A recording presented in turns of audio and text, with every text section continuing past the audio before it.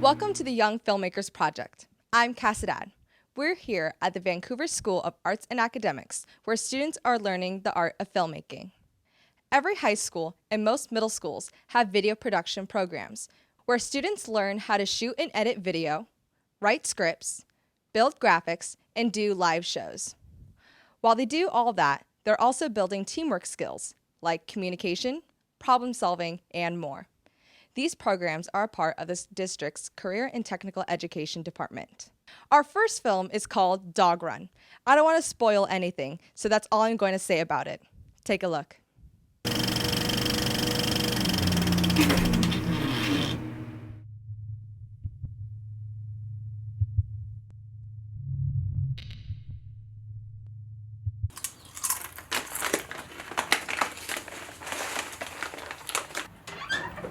Hey Garrett, can you walk my dog?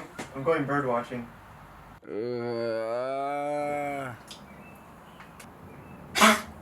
Get some clothes on, man.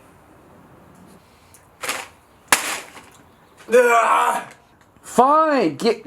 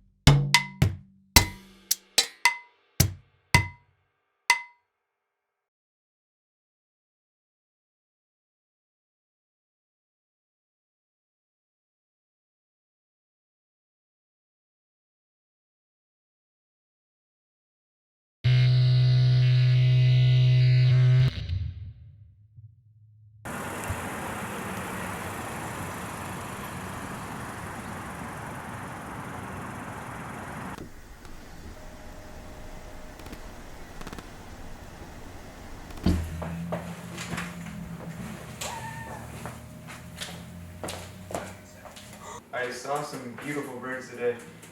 Gorgeous creatures. man. How's your day? How'd the walk go? Yeah, about that. Yeah, I was walking to the dog around the corner actually, and he came loose from his leash and he hasn't come home yet. I've just been sitting here waiting for him, but yeah. Otherwise, some good news. I actually found this cheetah bag under the bed earlier. I haven't even brought cheetahs in the last like month or so, and they're the jalapeno kind, the kind that's not too spicy. I love them so, and like.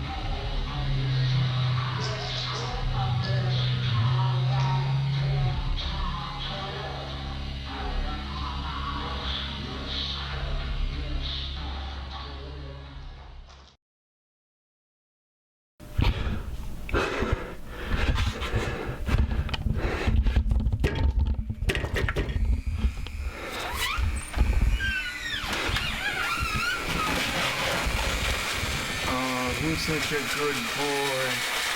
You hungry? Come on. Gotta eat.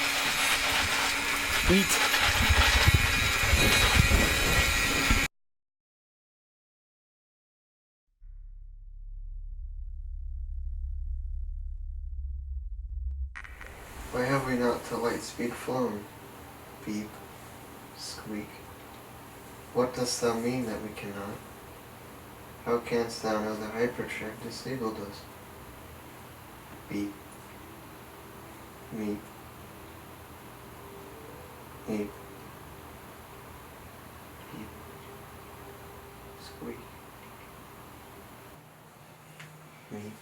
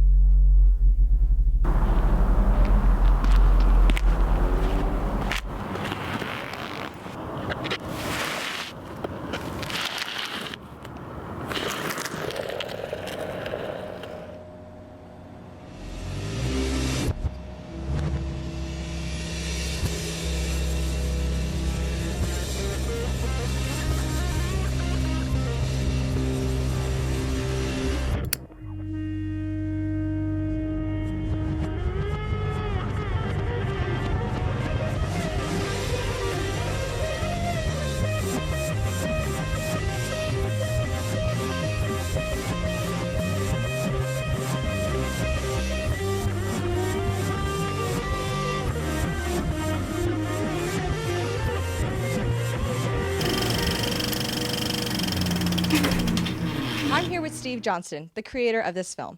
Let's first talk about the twist in it. So did you decide to start with that, or did you build around it, or what was your creative process when coming up with this? Yeah, when we talked about it, we had that idea of having a dog somewhere in the movie. And then we were thinking about the movie Tusk and how we like that twist where he sort of, turns him into the seal or whatever. So we thought we could do that with Bishan and kind of have his roommate go crazy and turn him into a dog. So it's sort of, we changed it over time. So when it came to cinematography, did you achieve the visual look that you wanted to? Yeah, mostly. With a lot of the shots, that were just too light setups. And then we used pretty wide lenses for all the shots. The only one I'm not really happy with was the wide shot in the car that carries over. But I'm pretty happy with all of them. So when watching the film, towards the end, there was some horror or suspenseful tones that came with it. What were some of the inspirations that you got when coming up with a horror style or like suspenseful style? Well, with the beginning, we had to play pretty slow compared to the second part. And I watched this movie called Mandy, which I really loved. And I pretty much tried to take some of those tools of making it slow and then adding in the horror. And then with a horror, if you could call it that, I really love 80s B movies. There's not a specific one, but I think when we were talking about it, we just sort of talked about a lot of different ones and what we could take from different things.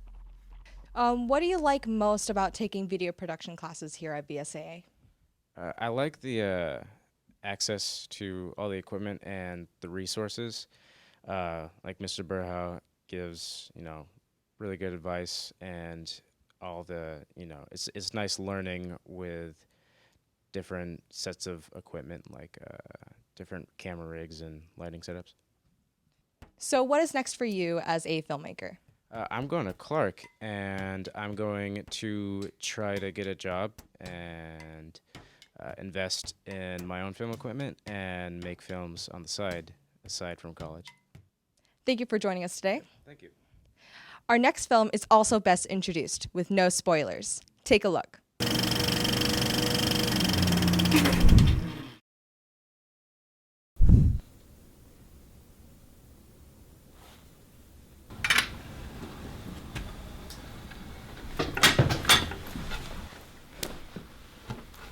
Right now, we have evidence that suggests you're guilty of breaking and entering, and murder. Murder?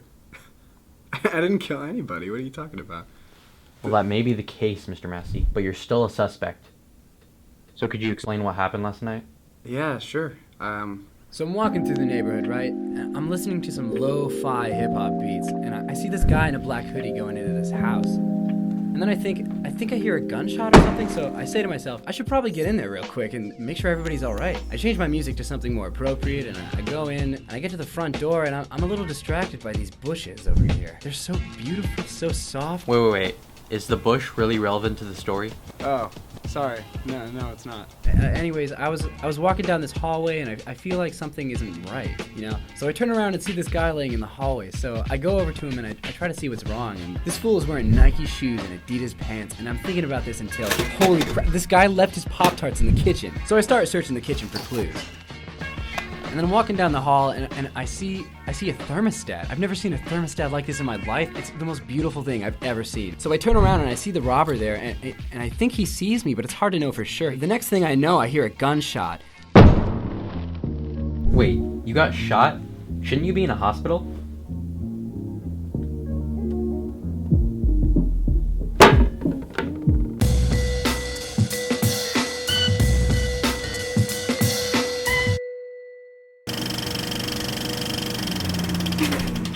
Nice job, guys.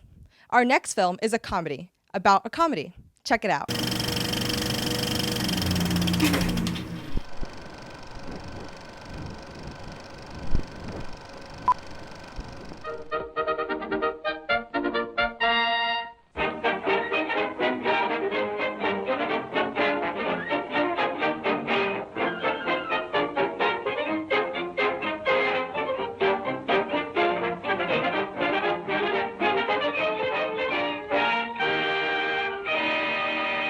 Hello and welcome to How to Survive an Old-Timey Comedy. I'm your host, and this is my assistant, Mr. Pratfall. Well, Mr. Pratfall, out for a lovely stroll, I see. But hark, what is that on the ground? Why, it's a banana peel. What will you do, Mr. Pratfall? Oh, no, Mr. Pratfall. You cannot simply walk around the peel. You want your film viewing patrons a good show, don't you? You do not have a gun on the shelf and not fire it. You do not cast an attractive female actress and not show her ankles, and you certainly do not have a banana peel on the ground and not slip on it. Those are the rules of film, Mr. Pratfall. I ask again, what will you do?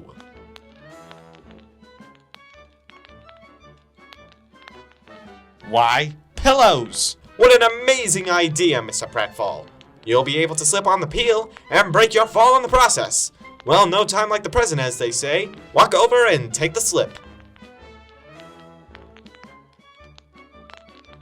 Confused, Mr. Pratfall? Well, you should have known that we were all expecting the slip, Mr. Pratfall. Good comedy must take you by surprise. You see? We weren't expecting the slip that time. Silly Mr. Pratfall, you. Well, Mr. Pratfall, looks like your arm is a little worse for wear. Well, this time we'll be taking a look at a far more tame gag.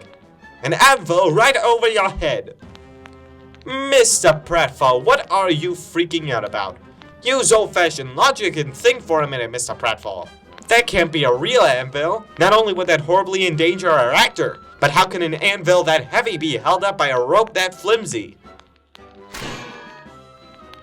Then again, I have been wrong before. Mr. Pratfall, it seems we have quite the dilemma on our hands. You have encountered a barrel while on your stroll.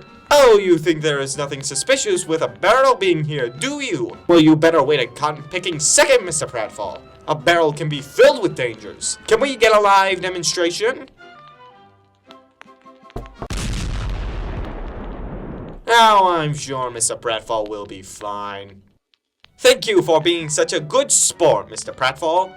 Tune in next time when we tell you how to survive an old western duel, an explosive piano, and falling off a cliff. Say goodbye, Mr. Pratfall. Mr. Pratfall, you stupid jay. Don't you know the banana streetcar always comes here at 6?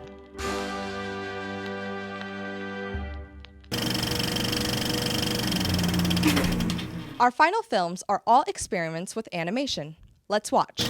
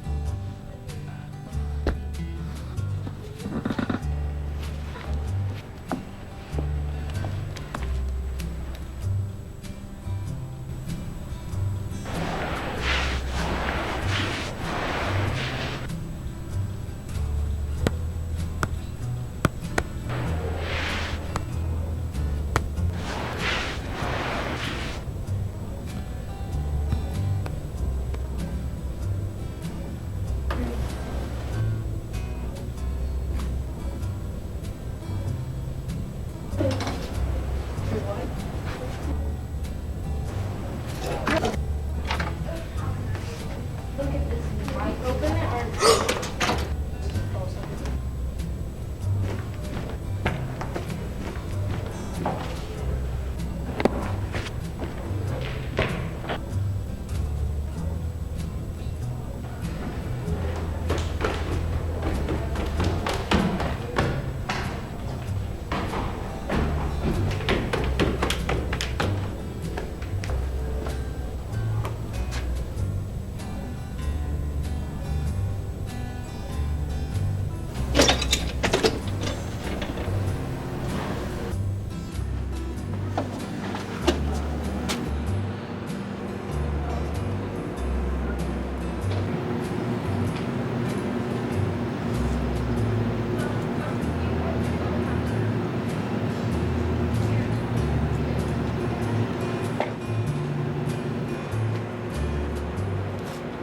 Is this yours?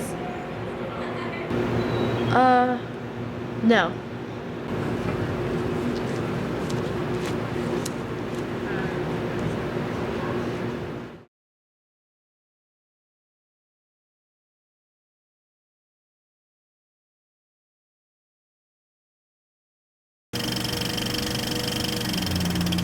We're just about out of time. Remember that you can always see past episodes of the show on the district YouTube channel. That's youtube.com/VanusDTV. Just look for the Young Filmmakers playlist. Thanks again for watching the Young Filmmakers Project. Until next time, I'm Cas Haddad.